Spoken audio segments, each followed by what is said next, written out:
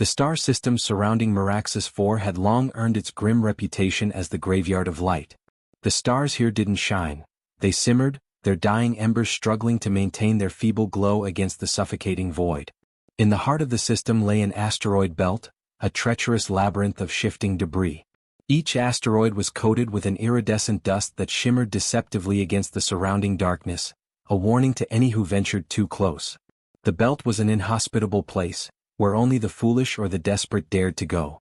Tavor would have preferred to be neither. From his position in the pilot's seat of the irregular orbit, Tavor squinted at the tangled mess of fractured asteroid chunks ahead. The warning lights on his console blinked steadily, urging him to exercise caution. He had no time for this place for any of it. One bad idea stacked on another, he muttered, running a hand through his unruly dark hair. His cockpit smelled faintly of burnt circuitry and cheap rations, a constant reminder that his ship was not built for heroics. Still, he'd taken the job. He could almost hear the echoes of his employer's words in his mind. Easy money, they said. His lips curled in a wry smile. Sure, easy. A job that involved transporting a sealed container with a triple-layered security matrix, one that radiated an unsettling energy signature and had been described to him in the vaguest of terms. Dangerous, valuable, highly classified. That kind of job usually ended with someone shooting at him sooner or later. And sure enough, right on cue, the comms crackled to life. Human vessel, a voice announced, crisp and commanding, "You are trespassing in restricted ZL territory. Identify yourself and your purpose." Tavor winced at the formality.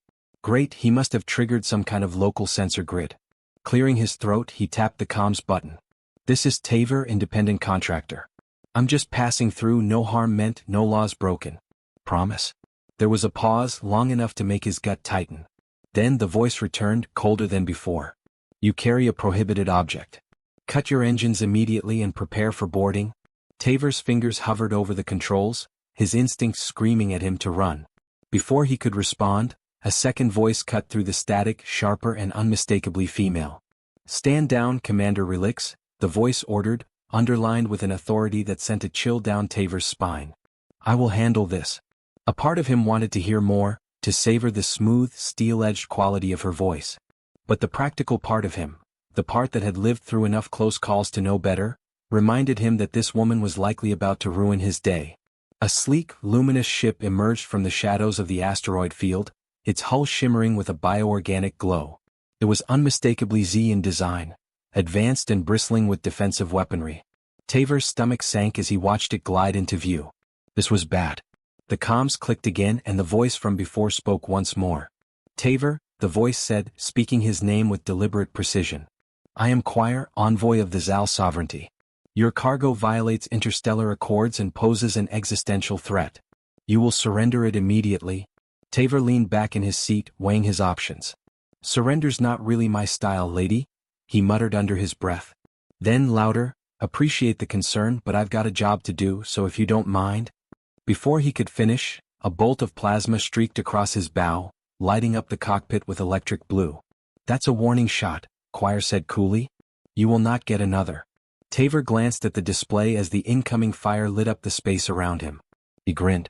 "Guess that's my cue," he said, flipping switches across the console. The thrusters of the irregular orbit flared to life as he veered sharply into the asteroid field. The ship groaned in protest, its old frame straining under the sudden pressure, but Tavor didn't care. The ride would get rough, but at least it wouldn't be boring. The asteroid field was as deadly as it was chaotic.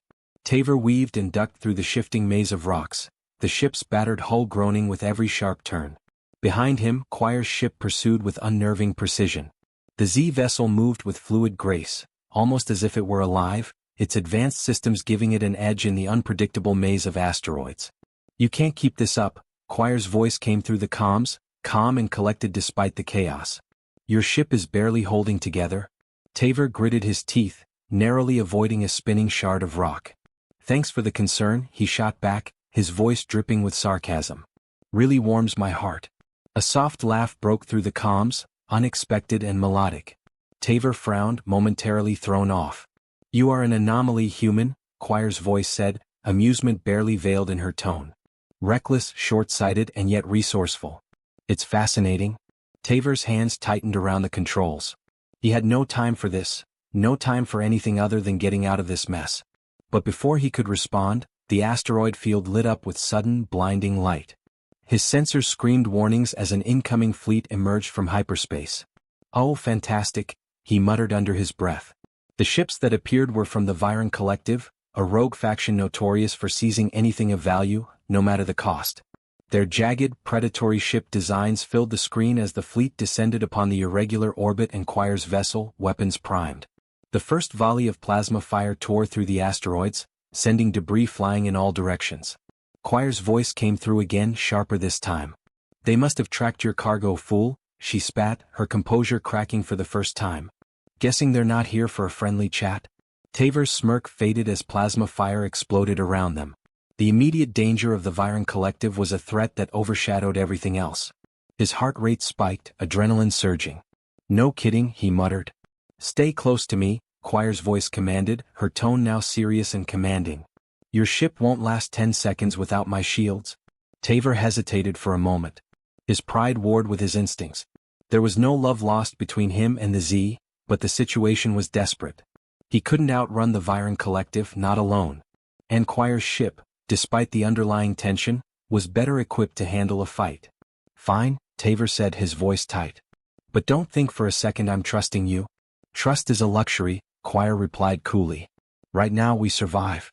As the Viron fleet closed in, Tavor reluctantly maneuvered the irregular orbit into position behind Quire's ship. The Z envoy's shields flared to life, projecting a protective barrier around both vessels as the incoming fire from the Viron Collective rained down on them. The asteroid field had never felt so small. Tavor's survival instincts kicked in. "Fine," he said finally, his voice low and edged with resignation. "But if you try to double-cross me?" "I don't waste time with empty threats, Tavor," she interrupted, her tone dismissive yet somehow tinged with amusement. Tavor couldn't help but grin, despite the chaos that was unfolding around them. He was starting to get used to her sharp wit, and something about it, perhaps the challenge in her voice, made him wonder if maybe, just maybe, there was more to this strange alliance than he had first thought. "You're starting to grow on me, Stripes," he said, the words slipping out before he could stop them. The comms went silent, and Tavor could almost picture her rolling her eyes, irritated by his casual response. But neither of them had time for much else. The two ships dove back into the asteroid field, dodging incoming fire from the Viron marauders as they twisted and turned through the deadly debris.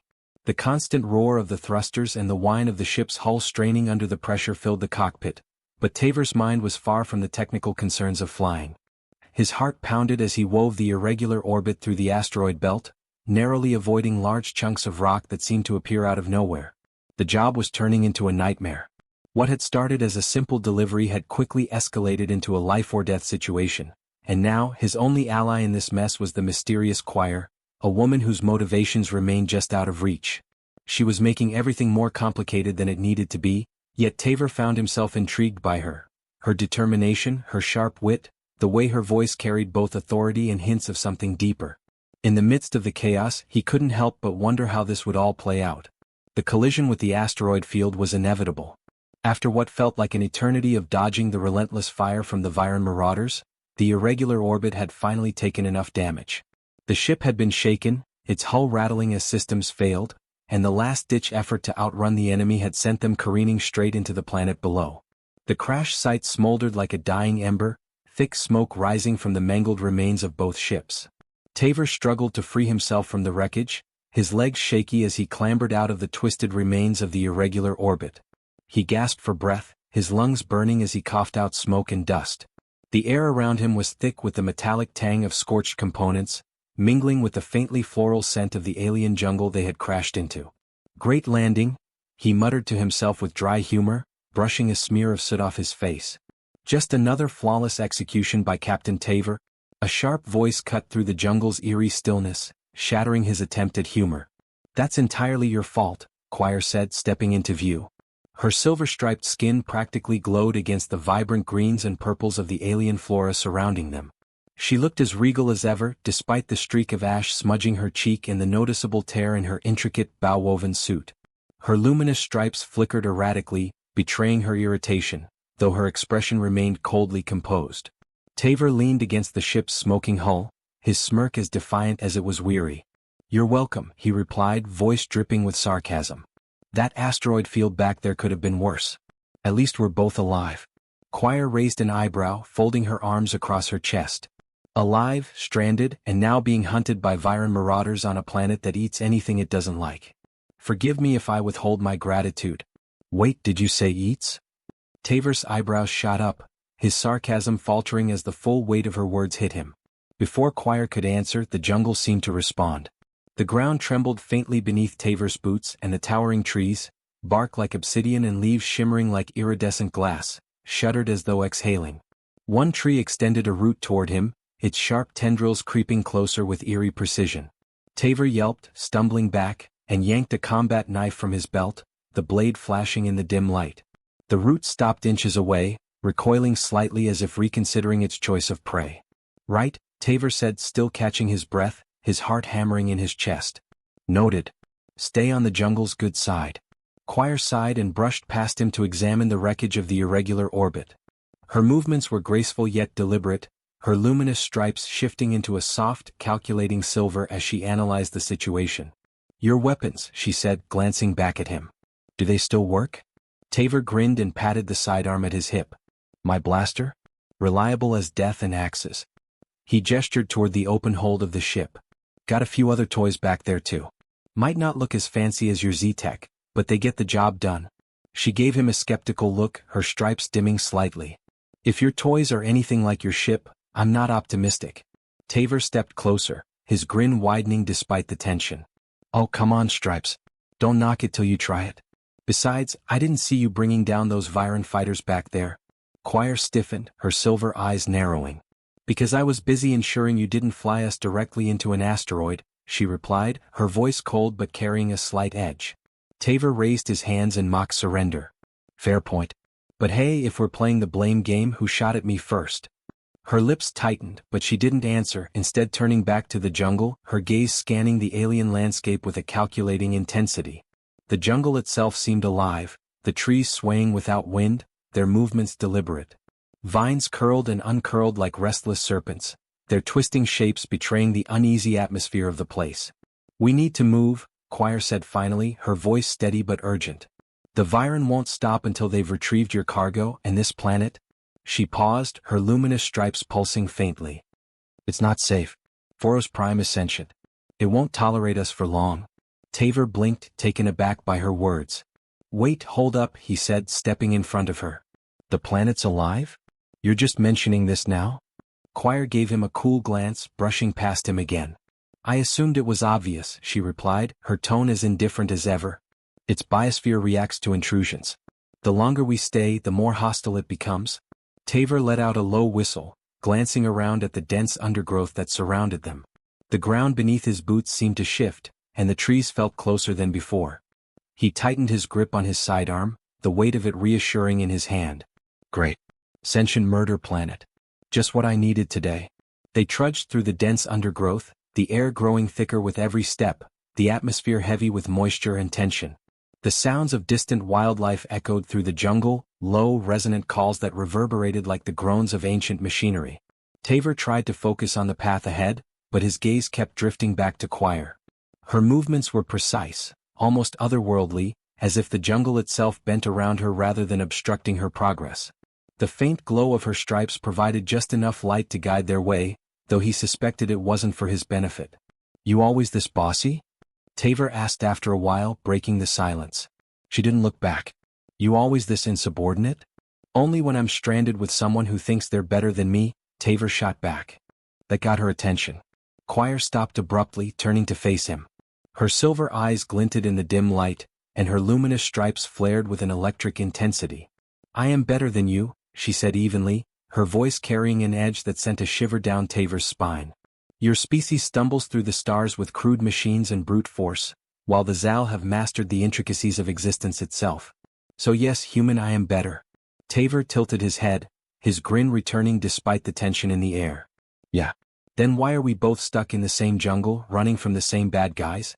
Her expression faltered just for a moment before she turned away. Her stripes dimmed again. Point for me, Tavor muttered under his breath, following her deeper into the jungle. The uneasy truce between Tavor and Choir was tested when the jungle finally bared its teeth. The attack came without warning. One moment they were navigating a relatively clear path, cautiously picking their way through the dense foliage, and the next, the ground beneath them erupted. A tangle of snapping vines surged from the earth, their thorn-covered tendrils lashing out with terrifying speed and precision. The air seemed to thicken with the sudden, violent movement of the jungle around them. "Move!" Choir shouted, her normally composed voice laced with urgency. There was no time for hesitation. Tavor didn't need to be told twice. He rolled to the side, narrowly avoiding a thick vine that slammed into the ground with enough force to crack the earth beneath it. His heart raced, adrenaline coursing through his veins as he scrambled to his feet, drawing his blaster. He fired a shot at the nearest vine, the plasma bolt sizzling through the air and burning through the tendril. But instead of stopping, 2 more vines shot forward to take its place, each one more ferocious than the last. "Not good," Tavor shouted, his voice tight with frustration. He fired another round, but the vines just kept coming, faster and more relentless. The ground trembled with each movement as though the planet itself was alive, working against them. Choir, meanwhile, had activated a shimmering shield around her left arm with a swift, practiced motion. Her presence was as fluid as it was lethal. She moved with purpose, her every action measured and precise, as if each strike was a part of a larger plan. With a quick gesture, a blade of glowing energy extended from her wrist, its edge sharp and deadly. She sliced through the attacking vines with effortless grace, each movement a testament to her training and skill. The vines recoiled before her like frightened creatures, severed tendrils falling to the ground with a hiss of released energy. "Focus on the base of the vines," Choir called out, her voice carrying a sharp edge of command. Tavor's gaze followed her advice, and he noticed the roots where the vines seemed to originate, a pulsating mass of dark, twisted tendrils buried deep within the earth. Aiming carefully, Tavor fired several rapid shots at the base of the vines, his blaster barking in the thick air. Each shot hit its mark, the heat from the plasma bolt causing the roots to shrivel and writhe in response, like wounded creatures in agony. As the roots began to wither, the vines recoiled, their once relentless movement slowing. Choir, still moving with deadly efficiency, dispatched the remaining tendrils with a final sweeping strike of her glowing blade, sending the last of the vines back into the earth. The jungle fell eerily silent. The vines that had once thrived in the dense undergrowth now withdrew, sinking back into the soil as if they had never existed. The oppressive tension that had filled the air dissipated, replaced by an unnerving stillness that hung between them like a thick fog. Tavor leaned heavily against a nearby tree, catching his breath, his heart still pounding from the encounter. Sweat trickled down his face, stinging his eyes as he wiped it away. He couldn't shake the feeling that something about this place, this planet, was watching them.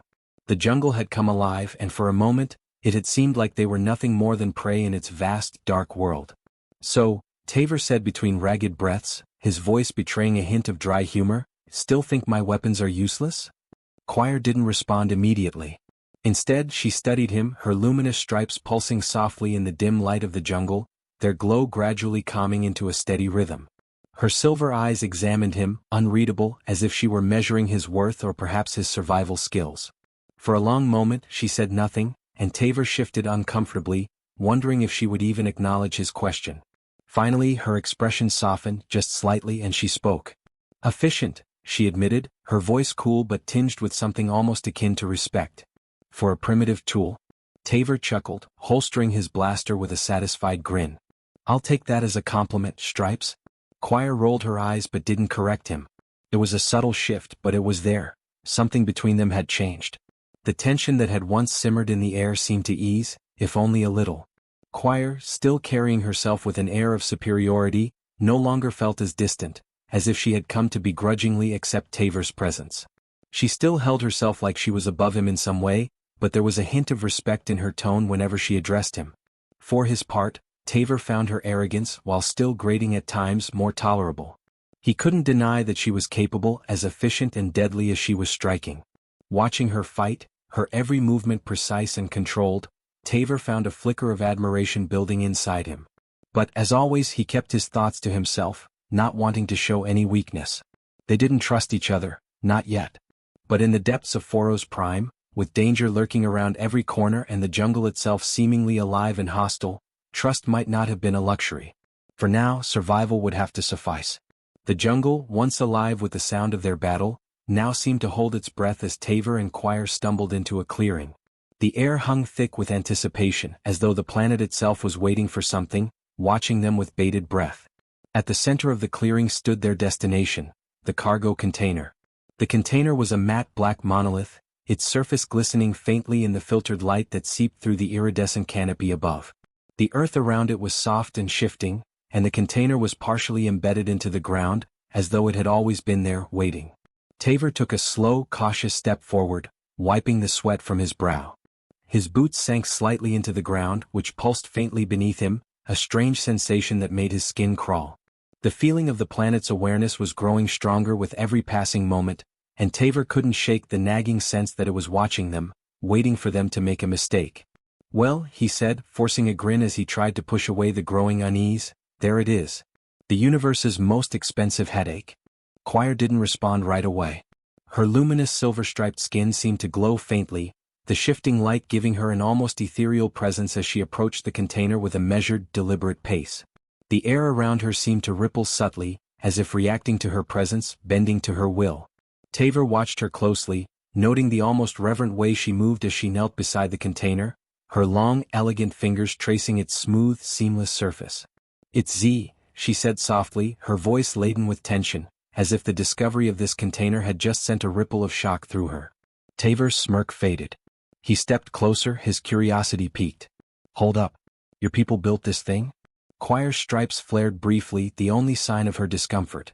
She didn't answer immediately, instead continuing her examination of the container. "In part," she said finally, her voice distant. "The core is Z-Tech, but—" She hesitated, her silver eyes narrowing as she studied the faint markings along the edges of the container. "There are human modifications." Taver frowned, stepping closer to examine the container. "Human? Like Earth human?" Quire nodded slowly, her tone tinged with disbelief. "Crude. Inelegant. But functional." She glanced at him, her expression unreadable. "You shouldn't have this." "No one should." Taver's eyes narrowed at her words, his defensive instinct kicking in. "Not my fault, Stripes," he said, gesturing to the container. "I just deliver the stuff. I wasn't exactly invited to the design meeting." Quire ignored him, her focus entirely on the container. With a graceful motion, she placed her palm against its surface. The glow of her stripes brightened, pulsing in sync with a faint hum that emanated from deep within the container. It hissed, releasing a jet of cool vapor as its upper panel slowly slid open. Inside, nestled within the cold confines of the container, was something that made Taver's breath catch in his throat. It was a weapon. But not just any weapon. This was something unlike anything he had ever seen before.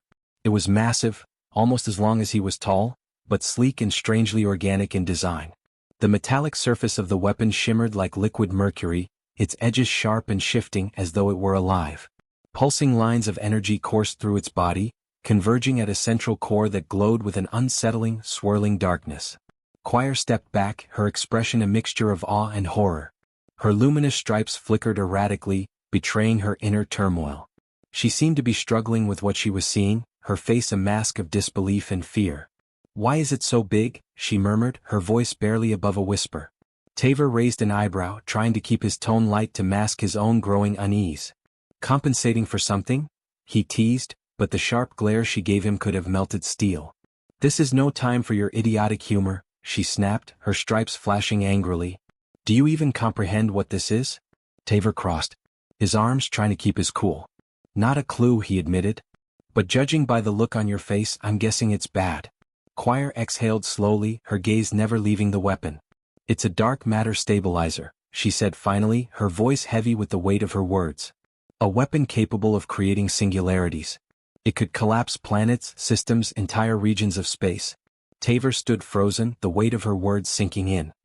He felt as though the ground had just been ripped from beneath him, and for a moment he couldn't speak. "And you're saying some idiot let me deliver this thing?" he said, his voice thick with disbelief. "Nice to know my life choices keep hitting new lows." "This isn't a joke," Quire said sharply, stepping closer to him. Her gaze was intense, her voice colder than ever. "If the Viron get their hands on this, they could hold the galaxy hostage. Your kind, humans, built this monstrosity to claim power." Taver's jaw tightened at Quire's sharp words, the tension between them rising again.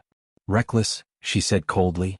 Her silver eyes glinted with disdain, and her stripes flared in an unmistakable sign of agitation. "Don't lump me in with whoever cooked this thing up," Taver retorted, his voice tight with frustration. You think I signed up to be some galaxy-breaking delivery boy? I'm just trying to pay my bills and keep my ship running. Quire's icy gaze didn't waver as she shot back. Your ship, she said, her tone dripping with contempt, is a pile of scrap. And this weapon, she gestured toward the arc breaker, this weapon could annihilate everything you claim to care about. So forgive me if I'm not impressed by your noble intentions.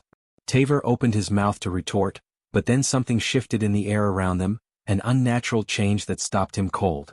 The jungle seemed to stir as if it were alive, responding to something, responding to them. The trees at the edge of the clearing groaned, the sound like the deep rumble of ancient stone, as their obsidian bark twisted unnaturally. Their branches curled inward like skeletal fingers, reaching for the sky with menacing intent. The ground trembled beneath their feet. At first it was barely noticeable, just a subtle quiver beneath the earth. But then the tremors grew stronger, more violent, until even the arc breaker seemed to vibrate in response, its dark core pulsing erratically. Taver's pulse quickened, his instincts kicking in. I'm guessing this isn't normal, he muttered, reaching for his blaster, his hand steady despite the panic rising in his chest. Quire didn't answer immediately. Her silver eyes darted around the clearing, scanning the jungle with acute focus. Her expression sharpened, her features set in a determined mask. The planet, she murmured as if speaking more to herself than to Taver. It senses the weapon's energy. It's reacting. Reacting how? Taver asked, his voice a mix of disbelief and concern. She didn't answer, her attention fully consumed by the shifting jungle around them. With a fluid motion, Quire extended her arm, activating the shimmering energy blade that hummed to life at her wrist, its blade glowing with an eerie light. Stay close, she commanded, her voice colder now, steely with purpose. Taver scoffed, but he didn't hesitate. He fell in step behind her, instinctively gripping his blaster tighter. You sure that glow stick of yours can handle whatever's coming? Before Quire could respond, the ground exploded beneath their feet. A mass of writhing tendrils shot up from the earth, thick as a man's arm and glistening with a viscous, translucent fluid. The tendrils lashed out with terrifying speed, slamming into the ground and snapping toward the arc breaker, as though they were drawn to the dark energy radiating from its core. Taver's heart raced. The jungle had come alive. And it was angry. Quire moved like lightning. Her energy blade sliced through the nearest tendril with surgical precision, severing it with one clean strike. The severed appendage thrashed on the ground for a moment before dissolving into a steaming puddle, the fluid evaporating into the air. But even as she dispatched one tendril, another erupted from the ground, converging on the arc breaker with terrifying force. Focus your fire on the base. Quire shouted, her voice cutting through the chaos. Her tone was commanding, urgent. Taver didn't need to be told twice. He leveled his blaster, firing a rapid series of shots into the mass of writhing tendrils. The plasma bolts scorched through the jungle's defenses, cutting deep into the shifting mass. The tendrils recoiled briefly, but the jungle wasn't done with them yet. More tendrils burst forth from the earth, converging on the arc breaker as though they were being drawn by the weapon's dark energy. Taver gritted his teeth, sweat pouring down his face. The blaster in his hand grew hot with each shot, and he knew he couldn't keep this up for much longer. The jungle seemed endless, the tendrils relentless, the roar of the planet's fury deafening in his ears. This is bad. Really bad, he muttered under his breath, his pulse pounding in his ears. What the hell do we do? Quire didn't answer immediately. Her movements were fluid, calculated, as she continued to sever tendril after tendril with her glowing blade. Her focus was entirely on the task at hand, the jungle now a blur of motion around her. Finally, after what felt like an eternity, she spoke, her voice steady and resolute. We destroy the weapon. Taver froze, his blaster still aimed at the writhing tendrils. His mind raced, trying to comprehend her words. Destroy it? Are you insane? He shot back, his voice rising with disbelief. That thing's worth more than my ship, my life, hell, probably my whole planet. Quire's gaze was unwavering. It will be the end of your planet if it falls into the wrong hands, she snapped, her stripes flaring with intensity, matching the fire in her eyes. You've seen what it can do. It must not leave this place. Taver's mind spun as he considered her words. The arc breaker, for all its destructive power, had been his ticket out of the life he had been stuck in. A way to pay off his debts, to secure a better future. It was everything he had hoped for, everything he had been working toward. But as he looked at the weapon, its swirling core glowing ominously in the center of the clearing, the truth of her words began to settle in his gut. Before he could make a decision, the jungle made the choice for him.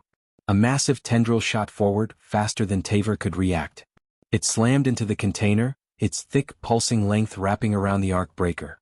The weapon's core flared violently, the swirling darkness within it pulsing with an unnatural light as the tendril lifted it from the ground, carrying the weapon off like a prize. Quire shouted something, but Taver couldn't hear her over the deafening roar of the jungle. Without thinking, his legs moved before his mind could catch up. He sprinted toward the arc breaker, his blaster firing wildly as he aimed for the tendril holding the weapon. The plasma bolt shot through the alien appendage, the sizzling heat forcing it to release its grip. The tendril recoiled, and the arc breaker fell back to the ground with a heavy thud. "Cover me," Taver shouted, his voice raw with urgency. Quire hesitated for a fraction of a second. Her stripes flickered, whether in surprise or frustration Taver couldn't tell, but she complied. Her energy blade cut through the advancing tendrils with a grace and precision that bordered on lethal. She moved like a dancer, her every strike purposeful and fluid, clearing the way for him. Taver reached the arc breaker, his hands trembling as he gripped its sleek, cold surface. The weapon felt impossibly heavy, as if it carried the weight of the entire universe within it. For a moment he just stood there, staring at it, his breath coming in ragged gasps. Then he turned to Quire, his voice raw with the reality of their situation. "If we're doing this," he said, "we do it together." Her gaze met his, her silver eyes burning with determination. There was no hesitation in her expression now, no judgment, no contempt. Only resolve. "Then don't miss," she said. The clearing exploded in light as Taver and Quire unleashed everything they had, every ounce of energy, every shred of doubt, against the jungle, the weapon, and the threat that loomed over them all. For better or worse, the galaxy would never be the same. The arc breaker's glow began to dim, the swirling core stabilizing with an unsettling rhythmic hum. The jungle, sensing the change, began to retreat. The tendrils pulled back as if nursing unseen wounds. The planet's rage still simmered in the air, its pulse felt beneath their feet like the tremors of a creature coiling to strike again. But for the moment the worst seemed to be over. Taver stood in the clearing, his chest heaving with exhaustion. His blaster hung limply in one hand, the weight of the battle settling heavily on his shoulders. Sweat dripped from his forehead, mixing with the dirt and soot that had accumulated during the fight. Quire was beside him, her silver stripes faintly glowing as she crouched near the arc breaker, scanning its surface with a small floating orb that hovered near her hand. "We can't stay here," she said quietly, her voice tense. Taver snorted, still catching his breath. "You don't say, Stripes. What gave it away? The homicidal vines? Or the death weapon pulsing like it's about to have a meltdown?" Quire shot him a glare, but the sharpness in her expression was dulled by exhaustion.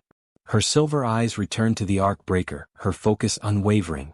"The weapon is stabilizing, for now. But the planet is still reacting to its energy, and the Viron are closing in." Taver rubbed the back of his neck, the weight of their situation crashing down on him. "Of course they are," he muttered. "It's like the universe handed me the worst luck it could find and said, 'Good luck.'" Quire didn't respond immediately. Her eyes remained fixed on the arc breaker, the swirling darkness in its core still faintly pulsating. The ground beneath their feet shifted uneasily, vibrating with the faint tremors of something massive moving just beneath the surface. Finally she spoke again, her voice quiet, almost too quiet for Taver to hear. "We need to make a decision," she said. "Now." Taver frowned, his pulse quickening. "What kind of decision?" Quire stood slowly, her expression unreadable. "We destroy it here," she said, her voice steady, "or we take it off-world and deal with it elsewhere." "Destroy it?" Taver's voice rose in disbelief. "You mean the weapon?" Quire's gaze didn't waver. "Yes," she said simply. "We destroy it." Taver's frustration boiled over as he paced back and forth in the clearing, his hands running through his hair in agitation. He turned to Quire, his voice rising with disbelief. "The thing I risked my neck to deliver, the thing that's worth more than I'll ever see in my lifetime, and you want me to destroy it? You can't be serious." Quire's silver stripes flared briefly in an almost imperceptible flash of anger. For a moment, the mask of composure she always wore cracked, just slightly. "This weapon is an abomination," she snapped, her voice tight with fury. "Your kind built it to harness destruction on a scale that defies reason. And if it falls into the wrong hands, if it falls into the Veron's hands, millions could die. Do you understand that?" Taver threw up his hands in frustration, pacing in circles as he tried to process her words. "Yeah, I get it. Okay. But maybe, just maybe, There's another option besides blowing up the one thing keeping us alive right now. Have you thought about that? Choir's gaze softened, but her expression remained stern, unwavering. She didn't reply right away, allowing the weight of his words to hang in the air before she spoke again. What option, Taver? Do you even have one? Or are you just hoping that somehow, at the last second, something will come to you? As you always seem to do. He stopped pacing, meeting her eyes with a resolve of his own. It hasn't failed me yet, he said, the edge of defiance creeping into his voice. For a moment, the two of them stood in tense silence. Neither of them spoke, but the unspoken thoughts between them crackled like static in the air. Fears, frustrations, and doubts. Taver's stomach twisted as the weight of the situation settled over him, but before he could gather his thoughts, the silence was broken by a low, rhythmic hum that reverberated through the ground beneath their feet. The unmistakable sound of Veron ships descending through the atmosphere. Choir stiffened, her silver stripes flaring in alarm. Her voice, when she spoke, was laced with urgency. They're here. Taver felt his stomach twist into knots, his mind racing as the reality of the situation crashed down on him. Well, that's just great. Perfect timing, he muttered under his breath. Choir turned to him, her expression hardening with determination. If we leave the weapon here, they'll claim it. We need to move now. Taver shot her a disbelieving look. Move where? We're on a sentient murder planet that hates us. My ship's scrap, and your people probably want to hang me for bringing this thing anywhere near their territory. Choir stepped closer, her voice lowering to a more urgent, almost pleading tone. You're not the only one who hates this situation, Taver, but standing here arguing isn't helping. You said you wanted another option. Then help me find one. Her words struck him hard, a challenge wrapped in a plea. He swallowed hard, forcing himself to focus. He knew they didn't have time to waste. All right, he said finally, a reluctant resolve creeping into his voice. We take it, not to your people, not to the Veron. Somewhere neutral. Somewhere we can figure out what to do without everyone breathing down our necks. Choir studied him for a long moment, her silver eyes searching his face with an intensity that made him feel as if she could see right through him. Slowly she nodded, her voice calm but resolute. Agreed. But we'll need to evade the Veron first. Taver smirked, tightening his grip on his blaster. Evasion's not my strong suit, but I'm hell with a distraction. Without wasting another second, they moved quickly through the dense jungle, the hum of the Veron ships growing louder with each passing moment. The trees around them seemed to shift as if the planet itself was testing their resolve.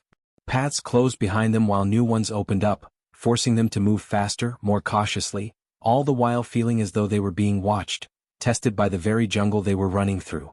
Taver couldn't shake the feeling that the planet was alive and judging them. Choir, however, seemed to move through it all with a focused determination, her grip on the arc breaker unwavering despite the strain it was putting on her. The weapon's dark core pulsed faintly against the shimmering energy field she had conjured around it to protect it. But Taver could see the strain in her movements. Her steps weren't as precise as they had been before, they were slower, more tired. Let me carry it, Taver offered, glancing at her with concern. She shook her head without hesitation, her stripes flickering faintly as she adjusted her grip on the arc breaker. It's responding to me, she said, her voice low but firm. If I let go, it may destabilize again. Taver muttered under his breath, quickening his pace to stay beside her. Fine, but if you collapse, I'm not dragging you, and that thing, through this jungle. Her lips twitched, almost forming a smile. Noted, she replied, her voice laced with a subtle humor that took Taver off guard. They continued to move quickly, their path winding through the dense jungle until they reached a rocky outcrop overlooking a valley filled with phosphorescent plants. The plants glowed softly, like scattered stars on the ground below, casting a surreal light over the landscape. In the distance, the shadowy forms of Veron ships descended through the atmosphere, their searchlights cutting through the darkness, sweeping over the jungle. Taver crouched behind the rocks, pulling a compact pair of binoculars from his belt. Looks like they're sweeping the area, he muttered, his voice tense. Won't take them long to figure out where we are. Choir knelt beside him, her breathing steady but strained as she scanned the valley below. We need to mislead them. Draw them away from our path. Taver glanced at her, an idea forming in his mind. You said this jungle reacts to energy, right? She nodded cautiously. Yes. Good. Then let's give it something to react to, Taver said, already moving into action. He worked quickly, setting up a crude but effective decoy using an emergency beacon and a handful of explosive charges from his gear. He rigged the device to emit a pulse of energy that mimicked the arc breaker's unique signature, hoping it would lure both the jungle and the Veron ships away from their location. Quire watched him work, her stripes pulsing faintly as she observed. "You're reckless," she said quietly, her tone one of faint disapproval. Taver grinned, not looking up from his work. "You've mentioned that before." "It's not an insult," she added, surprising him. "It's resourceful. In a way that my people rarely are." Taver paused for a moment, glancing up at her. Her expression was unreadable, but her tone carried something he hadn't expected: genuine respect. "Well," he said, turning back to the beacon, "if we make it out of this alive, feel free to write me a glowing review."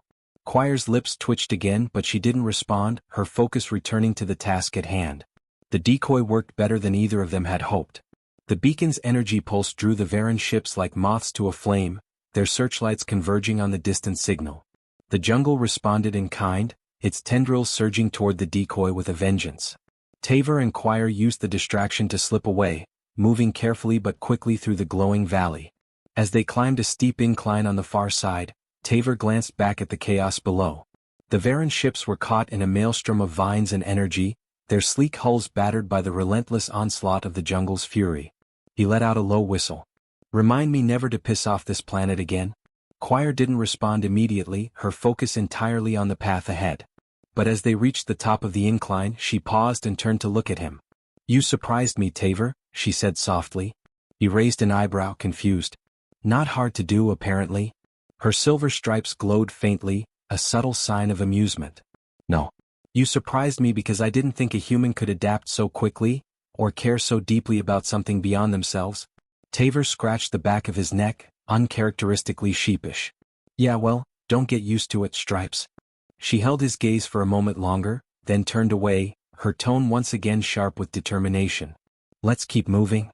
The dense jungle of Foros Prime seemed to tighten around them as Taver and Quire climbed higher into the jagged cliffs that towered above the glowing expanse of bioluminescent flora below. The canopy of towering trees thinned as they ascended, their branches and leaves gradually giving way to more sparse and spindly vegetation. The air, which had once been thick and humid, grew colder and sharper with a metallic tang, and the soft glow of the jungle's lifeforms dimmed, replaced by pale plants that swayed gently as if moving in response to some unseen force. Every step they took felt like they were inching closer to their escape, or at least that was what Taver hoped. His body ached with every movement, and his breath came in ragged gasps as exhaustion threatened to overwhelm him, but he didn't stop. Not yet. They didn't have the luxury of stopping. Taver glanced over his shoulder every few minutes, watching Quire as she trudged behind him. The arc breaker was floating in a shimmering containment field that hovered next to her, but her normally graceful movements were growing slower, more laborious. He could see the strain in her posture, the dimming of her luminous silver stripes that marked her exhaustion. She wasn't saying anything, but Taver could read her body language well enough. She was close to the edge, but she kept pushing forward just as he was. "Hey," Taver called out, pausing for a moment and resting his hands on his knees. He turned to glance at her, his tone teasing but with an undercurrent of concern. "You all right back there, Stripes?"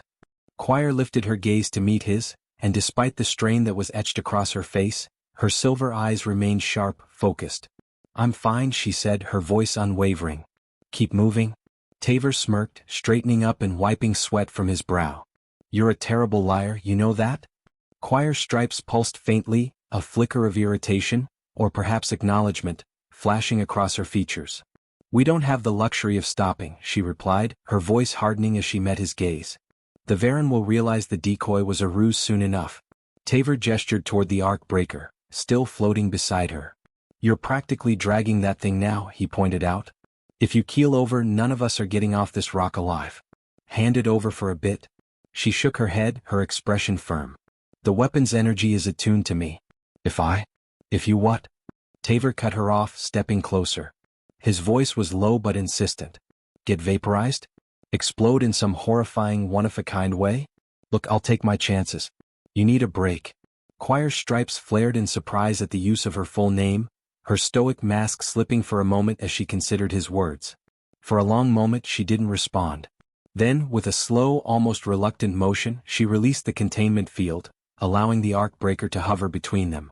Taver carefully grabbed the weapon, his fingers brushing against hers for a brief moment as he adjusted his grip. The weapon was heavier than he had anticipated. It felt cold in his hands, its surface smooth and oddly liquid-like, as though it were a metal alloy suspended in a permanent state of flux. As he hoisted it over his shoulder, Quire's gaze lingered on him, her expression unreadable. "If you feel any instability," she said softly, her voice carrying a quiet urgency, "give it back immediately." Taver nodded, his face set in determination. "Understood." "Crystal clear," he confirmed.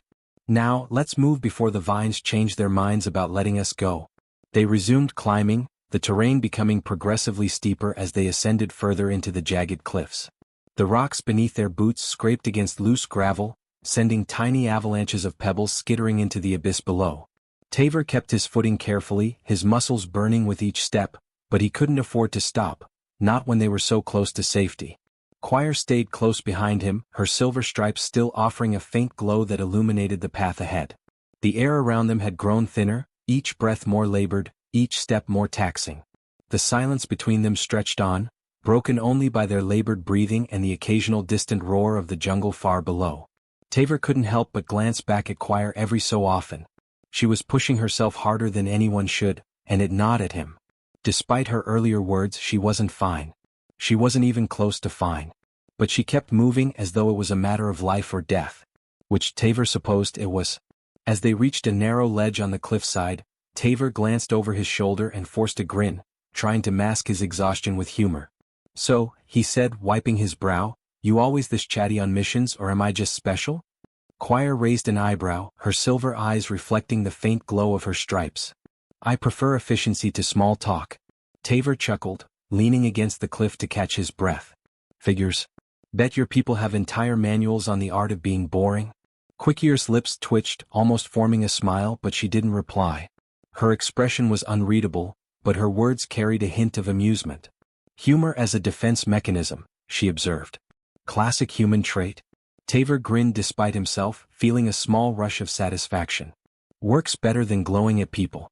Before Quire could respond, a low, distant hum of engines cut through the air, causing both of them to freeze. They exchanged a glance, tension suddenly filling the space between them. Their eyes locked, both of them understanding what the other was thinking without a word. "Veron ships." Quire's voice was low and tense as she spoke, her words like a warning. "Veron?" Taver turned his gaze skyward, his gut twisting as he spotted the faint glimmer of searchlights sweeping through the cliffs.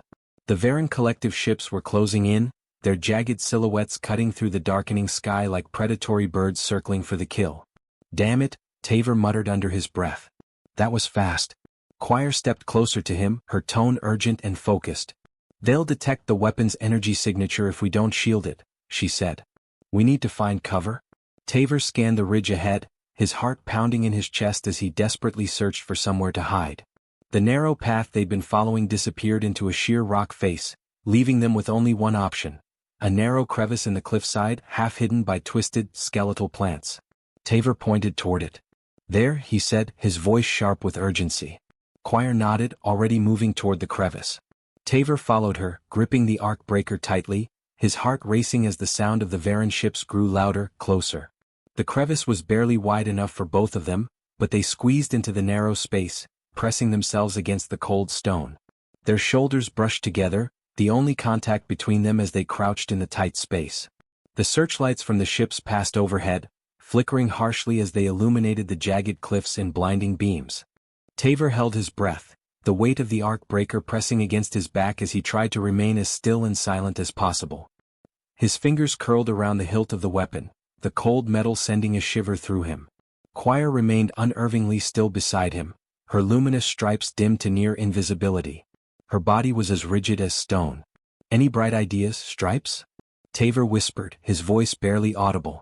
"Stay quiet," she murmured back, her voice almost imperceptible in the stillness.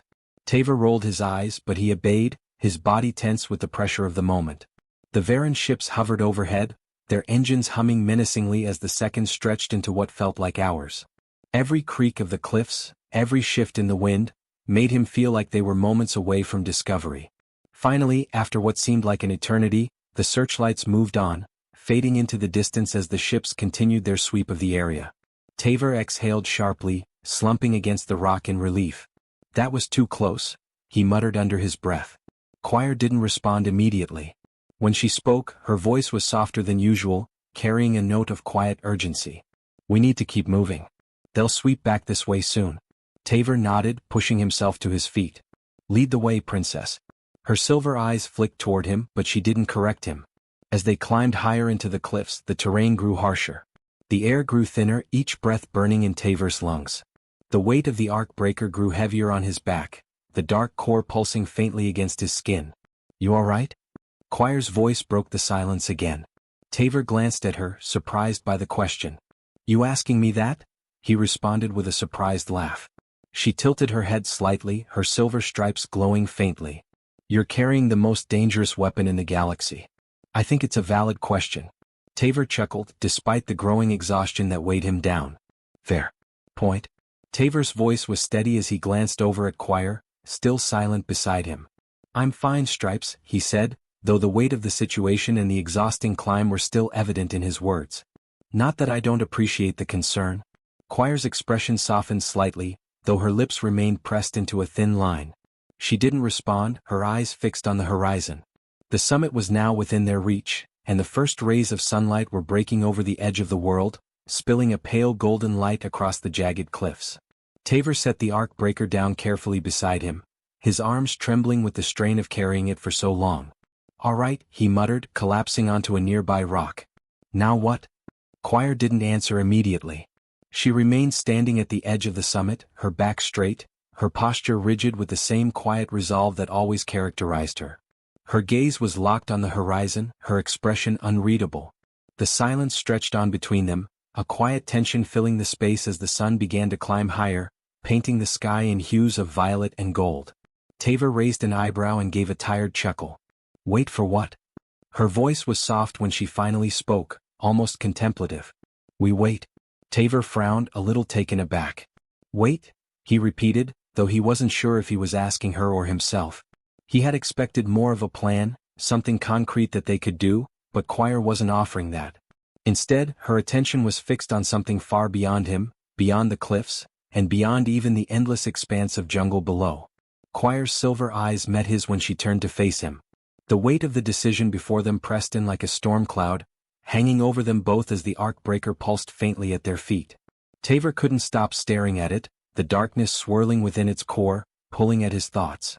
The weapon was a constant reminder of the high stakes they were playing with. One wrong move, one misstep, and the consequences could be catastrophic. It's strange, isn't it? Quire said, breaking the silence once again. Her voice was barely more than a whisper. Taver turned toward her, frowning in confusion. What is? He asked. This, she said, gesturing to the arc breaker, which still hovered ominously beside them. All this power. All this destruction. And it comes down to us. Two beings from completely different worlds, forced to decide the fate of something neither of us fully understands. Taver smirked, leaning back against the rock to stretch his sore muscles. Yeah, well, the universe has a twisted sense of humor, he muttered. He couldn't help but laugh at the absurdity of it all. Quire didn't smile. Her gaze remained fixed on the weapon, the weight of her words hanging heavy in the air. Do you believe we'll make the right choice? She asked, her tone serious, even vulnerable. Taver hesitated, unsure of how to answer. He thought for a moment, considering his response carefully. Then, with a casual shrug, he spoke. I think the fact that we're even asking that question means we're trying. And sometimes trying is the best you can do. Quire looked at him for a moment, her silver eyes unreadable. For a second, she seemed on the verge of saying something, but the words never came. Instead, she turned back to the horizon, the golden light from the rising sun catching the faint glow of her stripes. Taver watched her, feeling a strange knot form in his chest. It wasn't just exhaustion, it was something else. Something that felt uncomfortably like hope. Whatever choice they made, whatever happened next, they would face it together. And that, in a way, felt like enough. The summit was quiet. The air was thin and sharp, making every breath feel as though it were cutting through him. Taver leaned against a jagged outcrop, his eyes flickering between the horizon and the arc breaker, which pulsed faintly at their feet. The weapon felt alive in the worst way. Less like a tool or a machine and more like a predator waiting for its moment to strike. Quire stood a few steps away, her silhouette outlined by the rising sun. Her luminous stripes had dimmed considerably, the faint glow betraying the turmoil that was hidden beneath her composed exterior. For a long while neither of them spoke. The weight of the unspoken decisions hung thickly between them, as dense and suffocating as the alien air surrounding them. Taver broke the silence first, his voice a little rough. "It's funny," he said, chuckling lightly. "I've smuggled a lot of things. Weapons, tech, stolen relics, you name it, I've hauled it. But this?" He gestured to the arc breaker, shaking his head. "This is different." Choir turned her silver eyes toward him, sharp and clear. "Because this is more than just another cargo run," she said, her voice steady. "It's a responsibility." Taver chuckled again, but there was no humor in it. He rubbed a hand through his disheveled hair, his exhaustion wearing on him. "Responsibility is not exactly my thing, Stripes. I'm more of a fly fast, shoot first, don't ask questions kind of guy." Choir stepped closer to him, her gaze steady. "And yet here you are," she said. "You could have left. You could have run. But you stayed."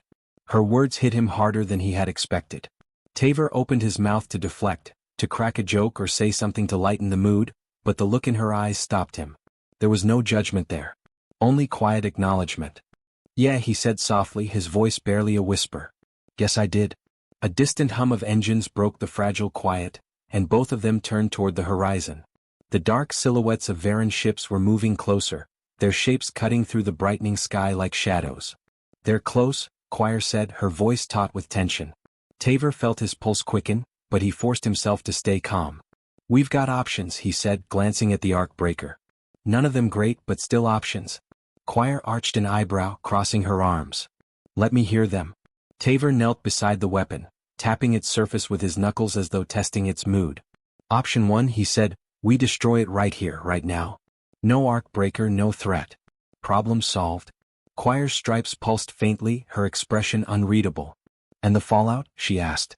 "A weapon of this magnitude could destabilize the entire planet?" Taver nodded. "Yeah, not the best option," he admitted, a faint grin crossing his face despite the seriousness of the situation. "Which brings me to option 2. Choir raised an eyebrow, waiting. "We take it off-world," Taver continued, holding up a finger. "Find some uninhabited system, chuck it into a star and call it a day." Choir shook her head. "And risk the Veron intercepting us before we escape?" she countered. Taver's grin faded slightly, though there was still a hint of defiance in his expression. "Yeah, not a fan of that one either." "So option 3, Choir said, tilting her head. Taver met her gaze, his tone quieter now. "We don't destroy it. We take it somewhere safe. Somewhere it can't be used. Your people, maybe, or someone else we can trust." Choir's stripes flared briefly, betraying her unease.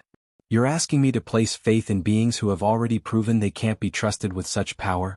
Taver shrugged, his grin fading entirely. "I'm asking you to help me find a way out of this mess. Together." The Veron ships were getting closer now, their searchlights cutting through the thin air, and the cliffside trembled faintly as their engines grew louder, more insistent. "They'll find us soon," Choir said, her gaze shifting between the arc breaker and the approaching ships. "Then we'd better decide fast." Taver stood, wiping his brow with a hand as he watched the ships draw closer. "Because once they're here, we're out of time." Choir hesitated, her luminous stripes dimming further as she stared at the arc breaker. The swirling core of the weapon reflected in her silver eyes, its energy casting faint shadows across her face. Finally she spoke, her voice carrying the weight of centuries. "This weapon," she said quietly, "it was designed to destroy. To unravel. Its existence is a crime against creation itself." She paused, looking at Taver. "But," she continued, her voice breaking slightly, "destroying it now would be reckless. Dangerous. If we act without care, we risk becoming the very thing we seek to stop." Taver raised an eyebrow, crossing his arms over his chest, his stance challenging. "So what's the play, princess?" he asked, his voice tinged with impatience. Choir didn't flinch. Instead, she stepped forward, her focus entirely on the weapon at their feet. She placed a hand on the surface of the arc breaker, and for a moment, the world seemed to still around her. Her luminous stripes pulsed faintly, synchronizing with the rhythmic glow of the weapon beneath her hand. The arc of energy that flowed through the weapon resonated with something deep within Choir, her connection to the power that ran through the planet itself. "We take it together," Choir said quietly, her silver eyes meeting his with a steady, resolute gaze. "If it cannot be destroyed safely, we must ensure that it cannot be used by anyone." Taver let out a slow, controlled breath, his mind racing as the weight of her words sank in. His heart beat faster, his pulse quickening in response to the growing sense of urgency. He glanced down at the arc breaker, its power a constant presence at his side, a reminder of the responsibility that had been thrust upon them. "All right," he said finally, his tone less certain than usual but still determined. "Let's do it your way." He hesitated, then added, "But you'd better have a plan for getting off this rock because I'm fresh out of miracles." Quire's lips twitched, a faint smile crossing her face for a fleeting moment. "You underestimate me, human." The escape was nothing short of chaos. The moment they moved from the summit, the Veron ship zeroed in on their position. Its searchlights slashed through the thin air like blades, cutting through the haze of dust and rock that surrounded them. Taver didn't hesitate.